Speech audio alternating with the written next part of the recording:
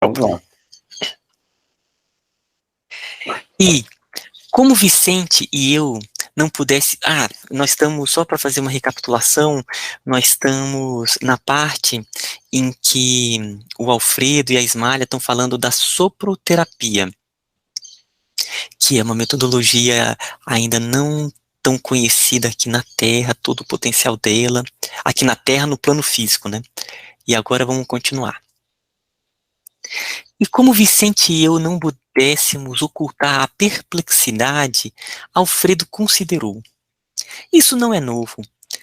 Jesus, além de tocar naqueles a quem curava, concedia-lhes por vezes o sopro divino. O sopro da vida percorre a criação inteira. Toda a página sagrada, comentando o princípio da existência, refere-se a isso. Nunca pensaram no vento como sopro criador da natureza? Quanto a mim, desde o ingresso em Campo da Paz, quando fui ali recolhido em péssimas condições espirituais, tenho aprendido maravilhosas lições nesse particular. Tanto assim que, chefiando este posto, tenho incentivado como as possibilidades ao meu alcance a formação de novos cooperadores nesse sentido, oferecendo compensações aos que se decidam iniciar a tarefa de especialização, nem sempre fácil para todos. A esse tempo, Ismália recebia algumas colaboradoras de importância que se preparavam para a tarefa. Impressionado com o que ouvira, acompanhei de perto as providências que se organizavam. Encontrando-me, porém, mais a sós com Aniceto, transmiti-lhe minha enorme surpresa, respondendo-me ele em tom confidencial. Esquecem-se vocês de que a própria Bíblia, aludindo aos primórdios do homem, narra que o Criador assoprou na forma criada, comunicando-lhe o fôlego da vida. Referindo-nos aos nossos irmãos encarnados, faz-se preciso reconhecer, André, que, mesmo partindo de homens imperfeitos, mas de boa vontade, todo sopro com intenção de aliviar ou curar tem relevante significação entre as criaturas, porque todos nós somos herdeiros diretos do divino poder. Aliás, é necessário observar também que não estamos diante de uma exclusividade. Você, por certo, passou muito ligeiramente pelo nosso Ministério do Auxílio. Temos ali grande instituto especializado nesse sentido, onde nobres colegas se votam a essa modalidade de cooperação. No plano carnal, toda boca santamente intencionada pode prestar apreciáveis auxílios, notando-se, porém, que as bocas generosas e puras poderão distribuir auxílios divinos, transmitindo fluidos vitais de saúde e reconforto. Esperava que Aniceto prosseguisse, mostrando-me as qualidades magnéticas do sopro, mas Alfredo acercara-se de nós, operoso e solícito, exclamando: estamos no momento destinado aos trabalhos de assistência e oração. Seguimo-lo-emos com prazer, respondeu nosso instrutor sorrindo. Era necessário interromper a lição, atendendo a deveres diferentes. Eu acho que antes de dar continuidade, está falando do sopro, que a gente pode usar na cura e tudo, né? Mas o verbo se fez carne e habitou entre nós. Tudo começa pelo verbo, né? Então, a boca não é só o sopro, também eu quero falar da palavra, né? Que todas as nossas palavras sejam de bem-querer, né? Cuidadosas, bem avaliadas, porque a palavra cura. né? E vou lembrar outra vez o Adalberto Barreto, meu querido amigo, psiquiatra da terapia comunitária. Ele fala a importância de falar, né? Então ele fala assim, se a boca cala, o corpo fala. Se a boca fala, o corpo sara. Então a gente pode sempre levar a cura, né? Ouvindo o próximo, né? E também exercendo o sopro com sabedoria. Tem vários livros que ensinam, né? O Ismael tem uma biblioteca inteira na cabeça, pode mencionar eles, mas é importante o sopro, eu gosto do sopro também. Eu gostei desse ponto que você falou da palavra, porque realmente a palavra é uma forma de sopro que está em um determinado padrão, a gente chama, né, na física de compressões e rarefações. No som, no fim das contas, a gente diz que é uma onda de pressão. É um sopro. Ela vão os seus vários amplitudes, intensidades diferentes e que a gente capta pelo tímpano e depois ocorre toda a cognição para entender a mensagem. É um sopro. Quando a gente está falando, estamos aqui de várias formas de sopro expressando uma mensagem. Então, muito bonito essa colocação que você fez com relação ao verbo.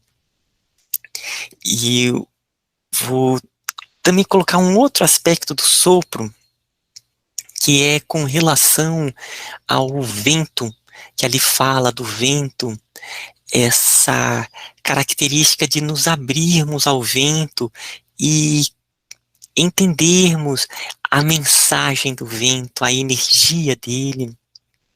E no livro do Miramês, do Francisco de Assis, logo no começo, quando ele ainda estava como João Evangelista, Miramês contando, ele na ilha de Patmos, o Miramês diz ali que foi para ele um trabalho muito grande, porque ele sozinho conversava com a natureza e o vento vinha para ele como uma interlocutora. E aí ele colocava as mensagens, falava para o vento, né? Leve para os quatro cantos a mensagem do evangelho, a mensagem crística. Então, essa ideia do sopro, do vento, é muito bonita. E aí eu vou finalizar com uma metodologia que é do Valdo Vieira, da Conscienciologia. Valdo Vieira, ele trabalhou, foi do Espiritismo, trabalhou com Chico, psicografou vários livros do Chico, inclusive pela vários livros com o Chico, inclusive do André Luiz, os seus livros mais profundos, como Evolução em Dois Mundos, Mecanismos da Mediunidade, foi o Chico junto com o Valdo. E depois o Valdo seguiu outro caminho e criou uma ciência que ele chama, que é a Conscienciologia. E eles têm uma terapia do sopro. E qual é o sopro? É com ventilador. Então, eles colocam o ventilador e eles fazem toda uma mentalização nesse vento que vem. Aí você fala assim, opa, mas é algo artificial que está sendo criado, mas mentalizando junto com os mentores, toda essa movimentação do ar, ocorre trabalhos muito bacanas. Então ele coloca isso, tanto pelo ventilador, pelo ar-condicionado, e depois, na semana, que eu me lembrei dessa metodologia deles, que eu sempre achei algo curioso, mas agora eu compreendo uma profundidade maior com relação aos fundamentos dessa metodologia, sabe? E eu vou contar também um último caso. Teve uma vez, o meu pai ele sempre foi muito vivo, sabe? Ele sempre gostava de aprender e fazer coisas novas e entrava em cursos diferentes. Era uma pessoa muito dinâmica. E teve uma vez que ele resolveu ter uma moto, né? Depois ele deixou de ter a moto, não viu que aquilo não era algo bom para ele, mas ele gostava de amigos, teve uma moto para andar de moto. Aí minha mãe não gostava, então vez por outra ele sempre ia em uns horários que fossem tranquilos e uns caminhos que não tivessem muito carro, só para curtir mesmo. E aí teve uma vez que eram os trabalhos de terça-feira. Os trabalhos de terça-feira são os trabalhos espirituais. Para ele, terça-feira era um dia quase que sagrado, sabe? Ele, desde cedo, já ficava bem em sintonia com o trabalho de terça-feira, que era à noite, acontecia à noite. Mas teve aquele dia que ele ficou com muita vontade de andar de moto. Aí ele, puxa vida, não, vou dar só um passeio ali, curtindo o passeio mesmo, né, procurando me sintonizar. E aí ele falou que ele pegou a moto, abriu a viseira, né, o vento batendo, ele andou de moto, procurando curtir aquele momento, porque para manter a sintonia do trabalho da terça. E ele contou, depois conversando comigo, ele falando, Ismael, o trabalho na noite foi uma coisa espetacular. E aí um dos espíritos falou que quando andei de moto, foi feito todo um trabalho naquele vento batendo no meu rosto. Olha só, gente, ali a lição, eu não tinha compreendido toda a profundidade dessa lição. Então os espíritos falaram para ele como que aquele processo tinha sido interessante, né? Não, né, de minha parte, não estou recomendando o uso de moto, né? Porque tem todo aí um perigo que eu não quero entrar nesses detalhes, está na consciência de cada um, mas o fenômeno em si. Então, por exemplo, na conscienciologia que usa o ventilador. E mentalizar, colocar ali, próximo da janela, vindo do ambiente externo, pode ser de grande proveito, né? Então, falei bastante aí, mas são alguns pontos de reflexão sobre a soproterapia. Engraçado, veio uma música, que fala, se ouvires a voz do vento, chamando sem cessar, se ouvires a voz do tempo. É uma música, se ouvires a voz do vento. É tão gostoso, né? Parar para ouvir a voz do vento. E para isso precisa esvaziar a mente, né? Aí a gente consegue ouvir a voz do vento. Deus falando através do vento com a gente e a gente esparramando o amor, né? Essa radiação de amor, a gente fala tanto de amor, o vento possa levar, né? As nossas preces até Deus Pai e a todos aqueles que necessitam dela. Vamos lá, continuar.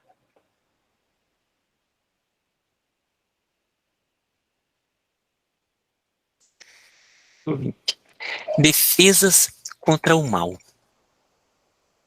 Descemos as escadarias e, em frente dos muros altos, pude observar a extensão das defesas do soberbo edifício. Aquela construção grandiosa era muito mais importante que a de qualquer castelo antigo, transformado em fortaleza. Novamente no exterior, podia detalhar a visão panorâmica com mais exatidão. Reconheci agora que entráramos por um baluarte avançado, identificando a importância da construção majestosa. Apresentavam-se-me as linhas gerais com nitidez. Impressionavam-me, sobretudo, as fortificações. Via a torre de mensagem, consagrada, por certo, ao serviço de resistência. O baluarte agudo, elevando-se acima dos fossos que deixavam transbordar a água corrente. A torre de vigia, esbelta e alterosa. Observei o caminho da ronda, as cisternas, as seteiras e, em seguida, as paliçadas e barbacãs, refletindo na complexidade de todo aquele aparelhamento defensivo. E as armas? Identificavam-lhe a presença na maquinaria instalada ao longo dos muros, copiando os pequenos canhões conhecidos na terra. Entretanto, vi com emoção, no cume da torre de vigia, a enorme bandeira de paz, muito alva, tremulando ao vento, como largo penacho de neve. O administrador percebeu a estranheza que se apossara de Vicente e de mim. Não sei a impressão que a nossa defesa lhes causa, disse Alfredo, detendo-se para explicar. Fixando-nos com um olhar muito lúcido, continuou. Naturalmente, não imaginavam necessárias tantas fortificações. Conforme vem, nossa bandeira é de concórdia e harmonia. No entanto, é imprescindível considerar que estamos em serviço que precisaremos defender em qualquer circunstância. Enquanto não imperar a lei universal do amor, é indispensável persevere o reinado da justiça. Nosso posto está colocado aqui igualmente como ovelha em meio de lobos. E embora não nos caiba efetuar o extermínio das feras, necessitamos defender a obra do bem contra os assaltos indébitos. As organizações dos nossos irmãos consagradas ao mal são vastíssimas. Não admitam a hipótese de serem todos eles ignorantes ou inconscientes. A maioria se constitui de perversos e criminosos. São entidades verdadeiramente diabólicas. Não tenham disso qualquer dúvida. Deus meu! Exclamou Vicente admirado. Mas por que se organizam deliberadamente para o mal? Não sabem, porventura, que todos os patrimônios universais pertencem à majestade divina? Não reconhece o soberano poder? Ah, meu amigo, falou Alfredo em tom grave. Fiz as mesmas perguntas quando aqui cheguei pela primeira vez. As respostas que tive foram incisivas e concludentes. Poderíamos, Vicente, formular na crosta as mesmas interrogações. Os criminosos que fazem as vítimas da guerra, os exploradores da economia popular, os avarentos misérrimos, os sedentos de injustificado predomínio e os vaidosos cheios de fatuidade sabem, tão bem quanto os nossos adversários daqui, que tudo pertence a Deus, que o homem é simples usufrutuário dos divinos bens.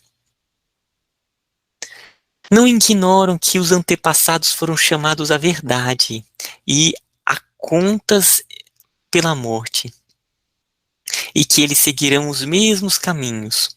Entretanto, atormentam-se na crosta como verdadeiros loucos, amontoando possibilidades para a ruína e abusando das oportunidades mais santas.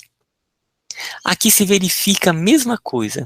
Querem dominar antes de se dominarem. Exigem antes de dar. E entram em perene conflito com o Espírito Divino na lei. Estabelecido o duelo entre a fantasia deles e a verdade do Pai, resistem às corrigendas do Senhor e transformam-se, esses desventurados, em verdadeiros gênios das sombras, até que um dia se decidam a novos rumos. Intrigado com as profundas observações, perguntei: mas como explicar as bases de semelhante atitude? Na terra compreendemos certos enganos, mas aqui, o generoso interlocutor não me deixou terminar e prosseguiu. Na crosta, nossos irmãos menos felizes lutam pela dominação econômica, pelas paixões desordenadas, pela hegemonia de falsos princípios. Nestas zonas imediatas à mente terrestre, temos tudo isso em identidade de condições. Entre as entidades perversas e ignorantes, há cooperativas para o mal, sistemas econômicos de natureza feudalista, baixa exploração de certas forças da natureza, vaidades tirânicas, difusão de mentiras, escravidão dos que se enfraquecem pela invigilância, doloroso cativeiro dos espíritos. doloroso cativeiro dos espíritos falidos e imprevidentes, paixões talvez mais desordenadas que as da terra, inquietações sentimentais, terríveis desequilíbrios da mente, angustiosos desvios do sentimento. Em todo lugar, meu amigo, as quedas espirituais perante o Senhor são sempre as mesmas, embora varie de intensidade e coloração. Mas, e as armas? Perguntei. Acaso são utilizadas? Como não? Disse Alfredo pressuroso. Não temos balas de aço, mas temos projéteis elétricos. Naturalmente, a ninguém atacaremos. Nossa tarefa é de socorro e não de extermínio. No entanto, aduzi com forte impressão.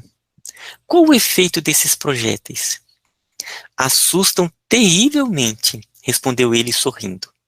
E, sobretudo, demonstram as possibilidades de uma defesa que ultrapassa a ofensiva. Mas apenas assustam? Tornei a interrogar. Alfredo sorriu mais significativamente e acrescentou. Poderiam causar a impressão de morte. Que diz? Exclamei com insofreável espanto.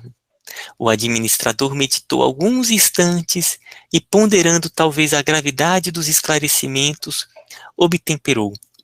Meu amigo, se já não estamos na carne, busquemos desencarnar também os nossos pensamentos.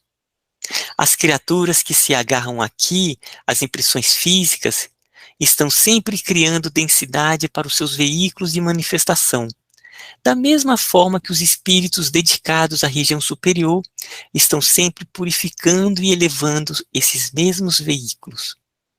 Nossos projéteis, portanto, expulsam os inimigos do bem, através de vibrações do medo, mas poderiam causar a ilusão da morte, atuando sobre o corpo denso dos nossos semelhantes menos adiantados no caminho da vida. A morte física na Terra não é igualmente por impressão? Ninguém desaparece. O fenômeno é apenas de invisibilidade, ou por vezes de ausência. Quanto à responsabilidade dos que matam, isso é outra coisa.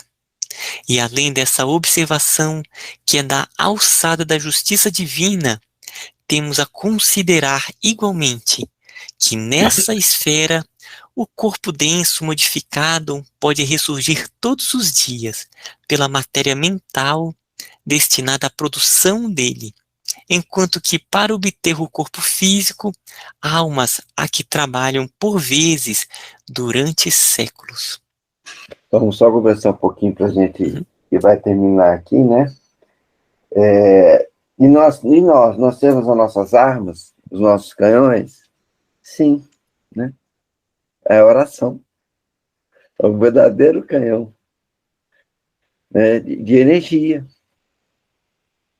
Então, da mesma forma que existe lá o canhão de defesa, nós também temos que ter a nossa defesa, né? Os nossos canhões de bem-querer, de amor. E a oração, gente, é um canhão poderosíssimo que nos protege e abençoa aqueles que nós emanamos a nossa energia. É uma comparação aí de leigo, né? Não, quem sou eu para coisa, mas eu acredito muito nisso. Nós também temos que ter nossas defesas, que é através da oração. Os nossos canhões de amor, de paz, de serenidade, todo o tempo. Um dia, eu perguntei a um tio meu, que eu falo, na formação católica tem uma oração que fala, Senhor, meu Senhor, me livrai dos nossos inimigos. Aí eu falei, eu não tenho inimigo. Temos, é você mesmo. Você é o seu maior inimigo. Né? A inveja, a gula, a cobiça, né? São os nossos inimigos. E como a gente orar e vigiar novamente. O Silvio está rindo lá. Orar e vigiar novamente, né? E manter vigília. Lagozinho dos Canhões. Só que o nosso canhão, as nossas balas são as orações.